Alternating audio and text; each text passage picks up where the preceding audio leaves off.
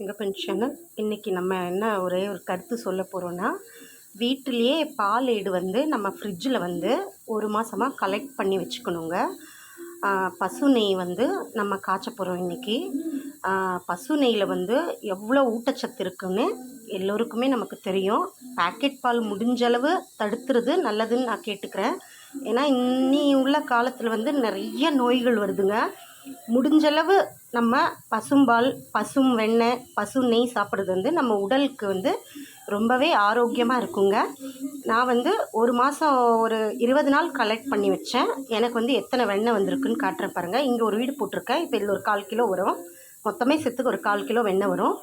First ஒரு round எடுத்துட்டேன், second round போட்டிருக்கிறேன். ஐஸ் வாட்டரை நம்ம ஃப்ரீசரில் வச்சு காலையிலே தாங்க இது எடுக்கணும். வெயிலுக்கு வர்றதுக்கு முன்னாடி நான் தண்ணி ஊற்றிட போகிறேன். ஐஸ் வாட்டர் ஊற்றியாச்சு. ஊற்றி ஆனதுமே நம்ம வந்து மிக்சியில் போட்டிருக்குறோம். வெண்ணெய் அடிச்சுட்டு காட்டுறேன் பாருங்கள். நம்ம மிக்சியில் அடித்து எடுத்தாச்சுங்க வெண்ணெயை பாருங்கள்.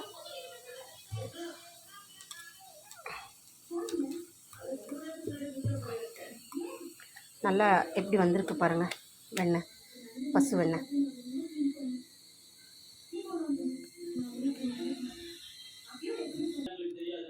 அவ்வளோதாங்க, நம்ம பசு வெண்ணெய் எடுத்தாச்சுங்க. இனி நம்ம காய்ச்சி இது ஒரு கண்ணாடி பாட்டிலில் ஸ்டோர் பண்ணிக்க வேண்டியது தான். எல்லோருமே உணவே மருந்து, மருந்தே உணவுன்னு சாப்பிட்டு ஆரோக்கியமாக இருக்கணும்னு நான் மனமார வேண்டிக்கிறேங்க. நன்றி.